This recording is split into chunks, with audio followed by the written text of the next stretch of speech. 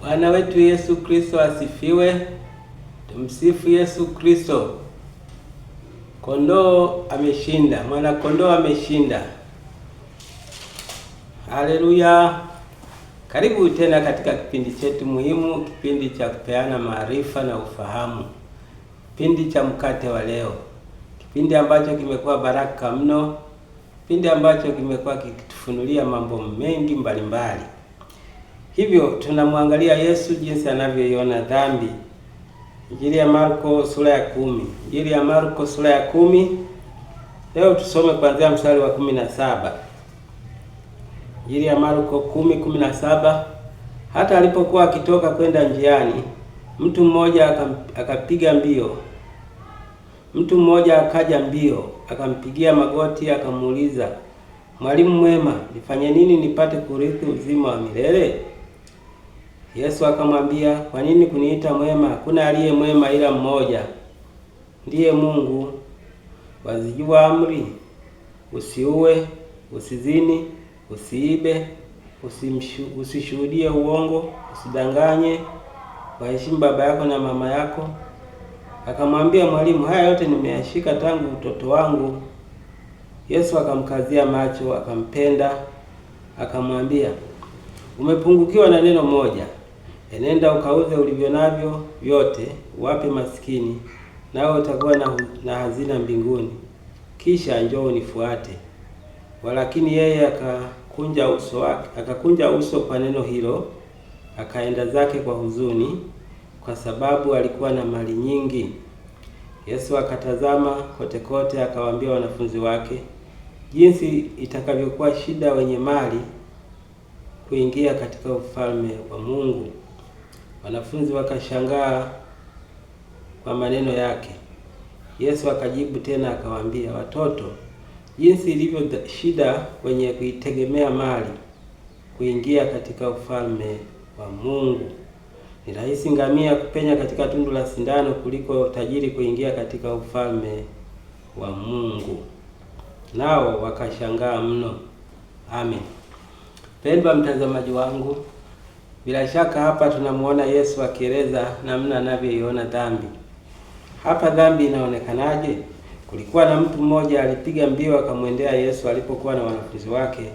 Akapiga magoti akamwambia, "Baba, nifanye nini nipate kurithi uzima wa milele?" Yesu akamwambia, "Unazijua amri?" Akasema, "Ninazijua tangu utoto wangu." Akamwambia, "Hata hivyo umepungukiwa na neno moja tu. Nenda ukauze kila ulicho nacho, wape maskini, halafu njoo nifuate." Yule mtu, Biblia nasema, akakunja uso wake akaondoka kwa huzuni, kwa sababu alikuwa na mali mengi. Ndipo Yesu akawaambia wanafunzi wake, itakuwa ni shida kwa watu wenye kutegemea mali kuingia katika ufalme wa Mungu. Hili liliwashangaza wanafunzi. Kwa nini? Kwa sababu walidhani wenye mali ndio hasa wanaokubalika. Yaani haina maana ukiwa na mali ukubaliwi, lakini wenye kuitegemea mali, wenye kutegemea utajiri, wao walifikiri watu wenye mali ndio wanaokubaliwa. Sio hivyo. Yesu anatoa ufafanuzi, anasema wenye kuitegemea mali, wenye kutegemea mali itakuwa shida kwao kuingia kwenye ufalme wa Mungu. Itakuwa rahisi ngamia kupenya katika tundu la sindano kuliko wao. Kwa hiyo kitu muhimu hapa tunachoona ni mambo mawili. Jambo la kwanza,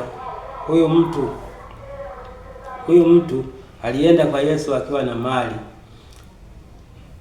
nyingi tu. Alikuwa tajiri huyu bwana, alikuwa tajiri kabisa. Sasa alipoenda kwa Yesu ni kama kwenda kumjaribu. Kwanza angalia anavyomuita, anasema, "Mwalimu mwema, fanye nini nipate kurithi uzima wa milele?" Kwa nini? Kwa sababu huyu mtu alienda kwanza akiwa na madharau ndani yake. Kumuita Yesu mwema haimaanishi kweli alimaanisha Yesu ni mwema, lakini alikuwa na madharau. Kwa hiyo huyu mtu alikuwa anategemea mali, na kwa sababu ya utajiri wake basi alienda kwa majivuno yale yale. Na Yesu kwa kuwa anaona mpaka ndani, akamwambia, "Umezijua amri? Haya bado, lakini una jambo moja unatakiwa kufanya, hilo utakuwa umemaliza." Akamwambia, "Lipi?" Ambia, "Nenda kauze kila ulicho nacho, wape maskini, halafu njoo nifuate." Yule mtu, Biblia nasema, akakunja uso Kunja uso maana yake akakasirika. Anasema, unasema nini? Niuze mali zangu niwape watu, niwape maskini kabisa. Wewe unijui.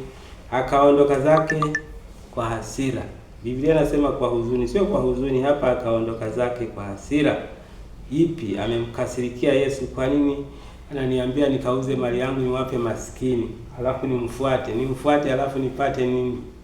Niwe kama yeye? Maana Yesu hakuwa na mali wakati ule, yaani mimi nifanane na yeye kabisa. Akaondoka zake kwa hasira. Kwa hiyo dhambi hapa ni kutegemea mali. Huyu mtu alikuwa anategemea mali na sio kumtegemea Yesu Kristo. Pendwa, kama una mali na unazitegemea mali kama Mungu wako, maana kuna watu wanazifanya mali kuwa ndio Mungu wao, ndio kila kitu.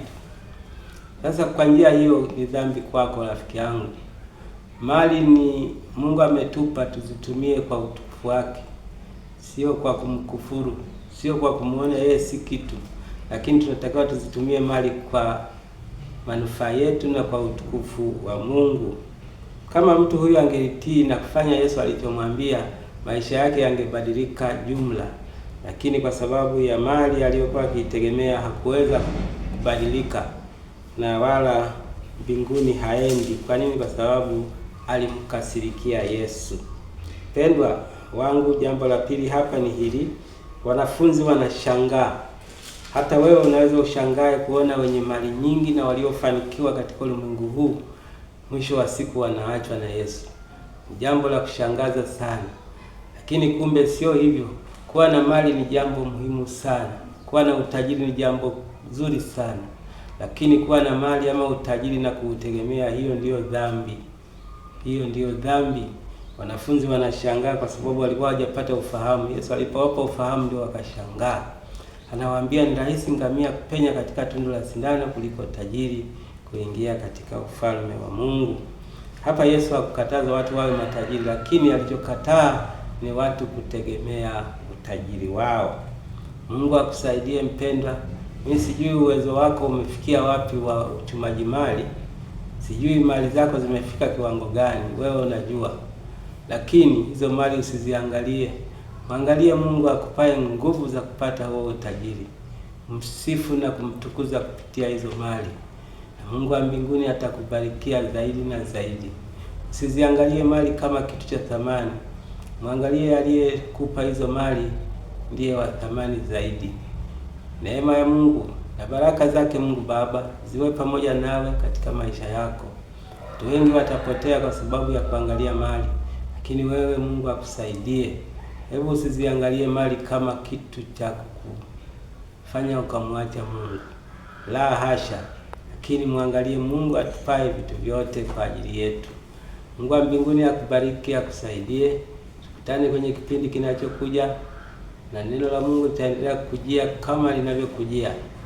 Kwa jina lake Mungu Baba, Mwana na Roho Mtakatifu, barikiwe na wingi hapo sasa na hata milele. Amen.